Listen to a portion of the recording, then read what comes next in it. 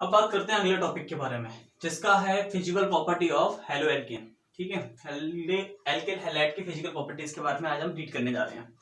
बात करते हैं कैसे कैसे देखना है। एल्केन हैलाइड जो होता है मोस्टली जो होता है कलरलेस होता है, बट ब्रोमाइड और आयोडाइड जो होता है कलरफुल होता है, बट कौन सी कंडीशन पे, जब ये यूवी रेडिएशन के कॉन्टेक्ट में आता है। ठीक है, अब अगला बात करते हैं मेल्टिंग पॉइंट और बॉइलिंग पॉइंट के बारे में। किसकी? एल्केन हैलाइड की।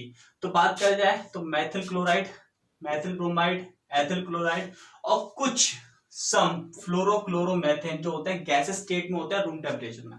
ठीक है, तो कौन कौन से जो होते हैं गैस स्टेट में होते हैं रूम टेम्परेचर में, ये आपको याद रखने हैं कि कौन कौन से गैस स्टेट पाए जाते हैं। अगला बात करते हैं ऑर्गेनिक हैलोजन जो होते हैं, जो कंपाउंड होते हैं मोस्टली कैसे होते हैं, पोलर होते हैं। पोलर और नॉन पोलर आपको पता ही होंगे।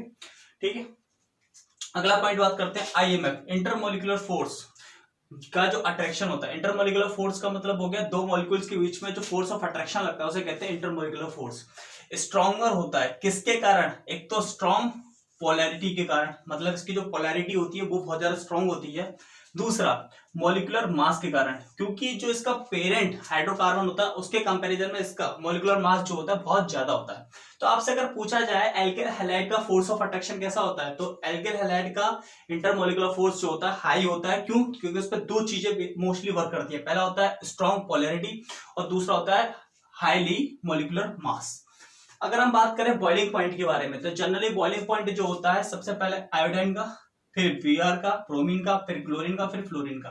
अगर हम इसकी बॉइलिंग पॉइंट को देखा जाए तो उसमें एटम पर बड़ा डिपेंड कर रहा है कि मतलब अगर साइज ऑफ एटम इंक्रीज होगा तो जनरली वाले बॉइलिंग पॉइंट भी इंक्रीज होगा।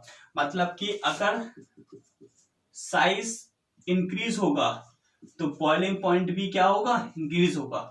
और साइज अगर डिक्रीज होगा तो बॉइलिंग पॉइंट भी क्या होगा? डिक्रीज होगा। इसके बेसिस पर अच्छे समझ सकते हैं। अच्छा, बॉइलिंग पॉइंट के बेसिस पे दो चीज बनाया है। पहले इसमें अगर आपको इस तरीके कोई कंपाउंड दे दिया जाए, तीन चीजें आपको दे दी है।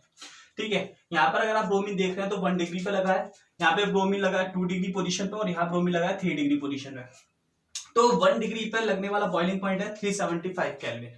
ठीक है, केल्विन है ये। 2 डिग्री पे लगने वाला कितना है? 365 केल्विन। और 3 डिग्री पे लगने वाला केल्विन कितना है?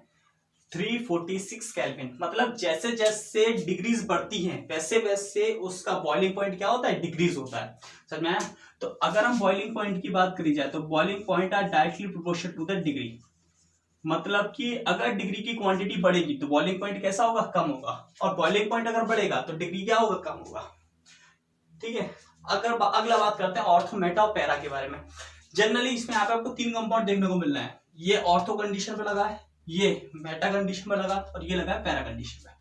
ऑर्थो कंडीशन पे जो बॉइलिंग पॉइंट दिया हुआ है वो दिया हुआ है 453, 446 आपको मेटा पे और 448 पैरा पे। ठीक है, जनरली आपको देखने को मिल रहा है बॉइलिंग पॉइंट तो ऑलमोस्ट सेम है। बट अगर हम बात करें किसके बारे में, मेल्टिंग पॉइंट के बारे में, तो मेल्टिंग पॉइंट ऑर्थो का दिया हुआ 256, मेटा का दिया हुआ 249 और पैरा का दिया हुआ कितना?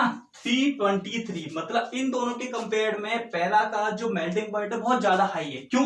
क्योंकि इसकी जो साइमेंट्री होती है, इसकी साइमेंट्री की वजह से जनरली इसमें जो दोनों हेलोजन लगे हुए हैं वो एक दूसरे क्या हुए हैं? एंटी पैरेलल हुए हैं। मतलब एक अप पोजीशन पे तो एक डाउन पोजीशन पे। ठीक है, और इसके कारण इस पर लगने वाला मेल्टिंग पॉइंट कैसा होगा? सबसे ज्यादा होगा। बट अगर ये मोस्टली आपसे क्वेश्चन पूछा जाए कि इस तरीके क्वेश्चन बना के दे दें और आपसे पूछा कोई इसके लिए कोई हेलोजन दे दें और बोले अगर इसका बॉइलिंग पॉइंट का इंक्रीजिंग ऑर्डर बताइए, तो सबसे पहले क्या लगाएंगे? फर्स्ट ऑर्थो वाला, फिर मेटा वाला और फिर पैरा वाला। सही है, समझ में आ गया होगा। बट अगर मेल्टिंग पॉइंट के बेसिस, ये बॉइलिंग पॉइंट को बताया था, अब अगर मेल्टिंग पॉइंट के बेसिस पे दिया जाए तो मेल्टिंग पॉइंट का सबसे ज्यादा किसका होगा? सबसे ज्यादा होगा पैरा, फिर होगा ऑर्थो और फिर आएगा मेटा। सही है, ये इसके बेसिस पे। समझ में आ गया होगा।